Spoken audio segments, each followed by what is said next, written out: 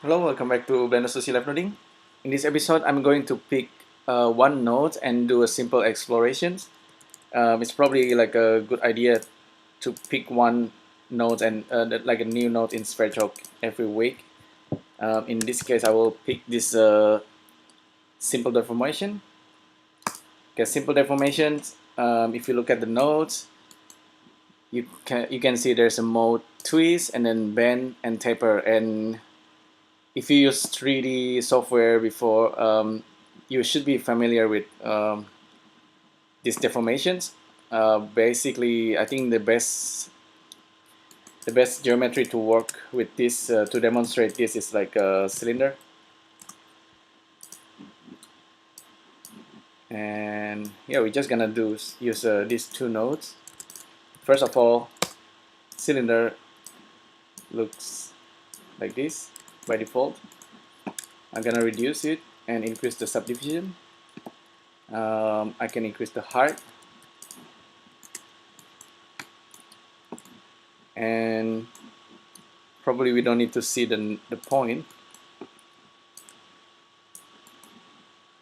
I will probably start with the twist. Okay, a twist. If we in Sverchok, we actually, if we look at this node and then look at the input requirements, we just need the vertices. We don't actually need to worry about edges or polygon. So we just pipe in the vertices. There is this origin that we can change. Vertices goes into this guy, and right away we can see the result. So this guy is doing a twisting, and the twist is actually based on the origin as well. So I'll save this real quick. Simple deform, and this origin thing is something that need to be visualized. I think it's a good idea to do that. I will use probably I think line is a good one. Plug into the origin. Actually, for the origin, let's see, vector, maybe just use matrix in, plug into this guy, and let's visualize the matrix here by doing this.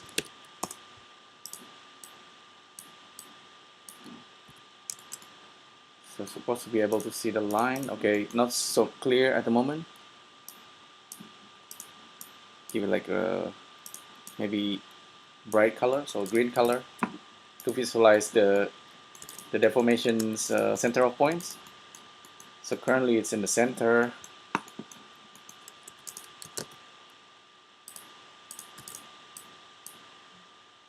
Gonna move it up. See if there's any kind of changes.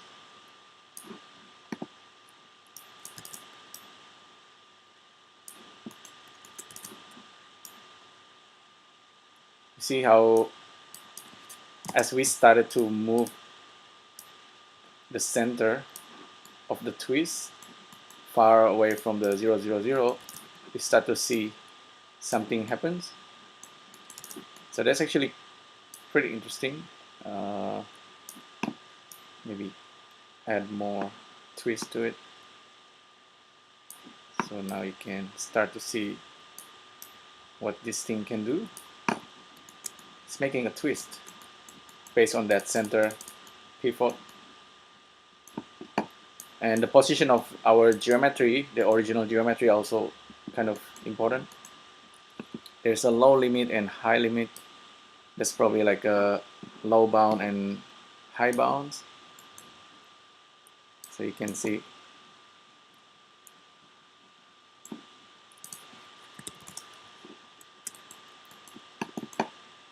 So that's controlling the angle. Okay, I think that's pretty clear. That's doing the twist.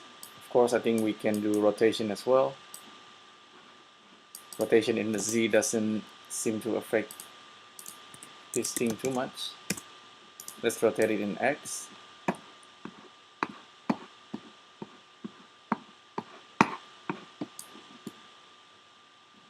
Okay, there you go. I think it's a good idea. Instead of line, if we use something like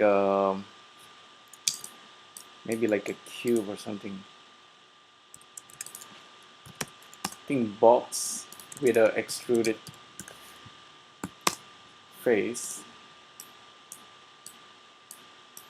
will kind of display that kind of like an axis.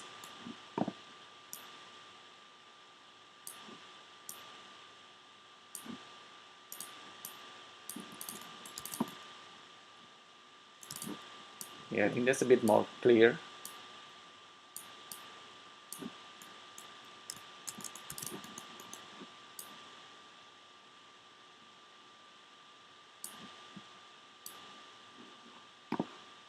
So yeah, that's what like a twisting doing. You can give it a try. Like try different option here, angle and stuff. The next one we want to look is the taper. Taper is actually pretty simple. I'll reset our existing.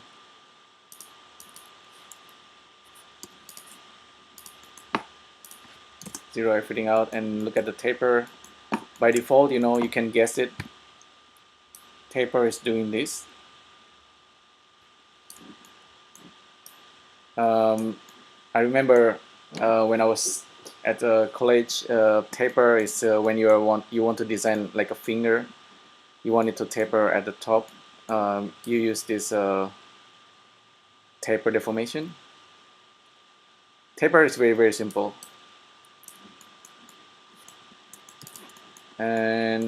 But one more thing more interesting is probably the bend deformer.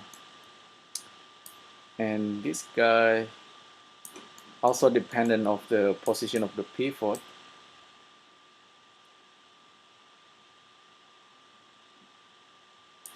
Maybe, okay, it's doing the bend over there. Maybe if I move it, maybe I need to rotate this axis. Now let me try guessing, rotate it in X maybe.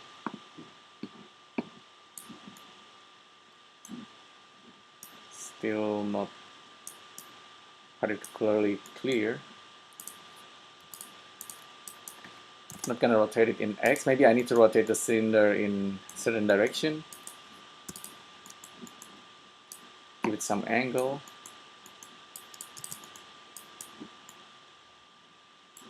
Maybe it needs to be in the X kind of axis.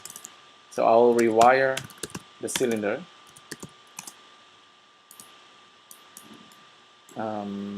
It's actually Z to X. And there you go. That's the bend deformer. Actually, with bend deformer, it's very dependent on the axis. So I guess if we want to bend our objects when it's standing up, we need to rotate this guy, the axis, also to stand up. But by default, seems to be like the x-axis. If you imagine this is the x-axis and it's doing the bend. It's doing it that way. If we go like minus, it goes the other way. Let me reduce this to 20. And then we also have this low and high bound. 0 to 100. Yeah, that's actually very interesting option there. Need to kind of play around. So I think this deformation node is very useful, but to be able to visualize the actual axis of the deformer is much more important.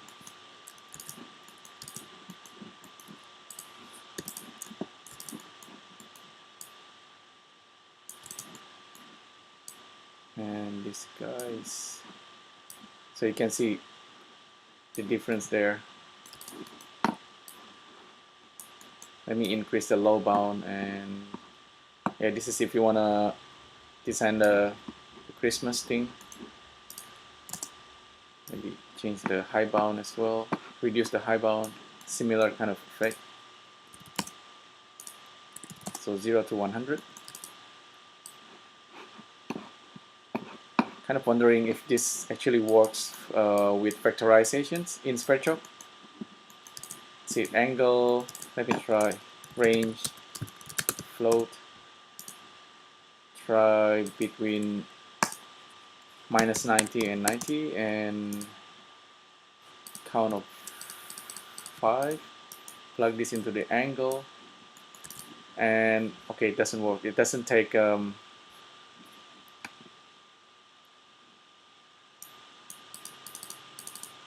doesn't seem to do factorization or float division divided by 0. Okay, that's interesting. No, I don't think it works with a multiple input.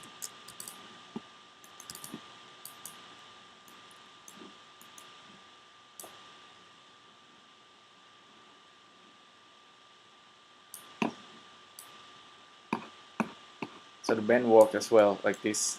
If I change the axis,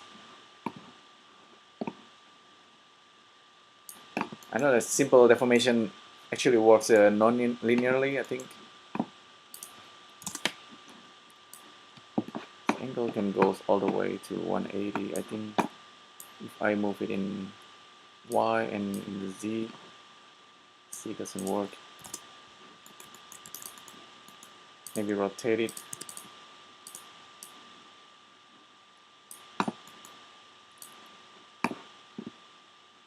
So that's interesting. And if I increase the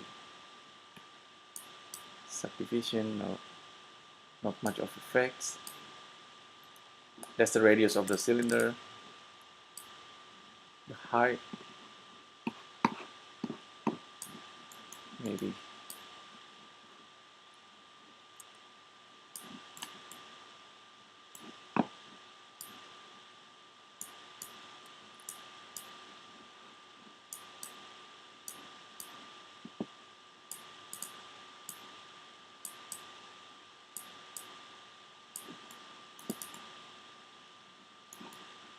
Interesting. So yeah, that's what the origin does. If we zero it out, so it works in the x-axis. Let me try something.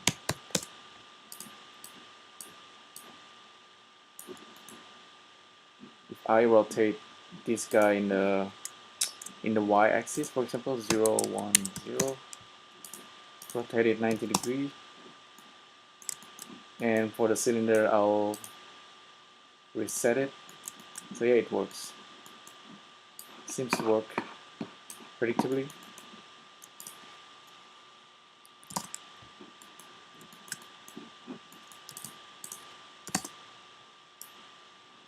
Interesting that this guy doesn't work on angle of 1, like 0. That's probably just little bugs or need to be improved. Should not give an error message there.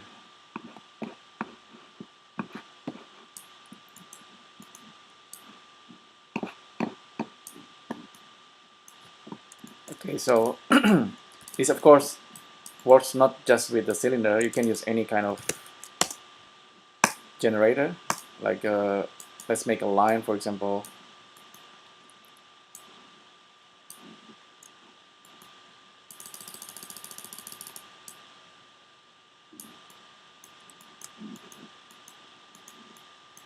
And with the line, of course, you can plug this into things like skin modifier or polyline viewer, and you get a result like so. Very, very handy. Skin modifier. So line.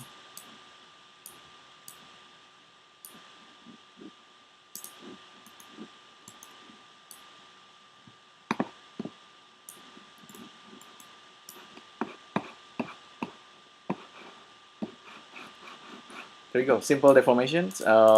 Just quick look at this node.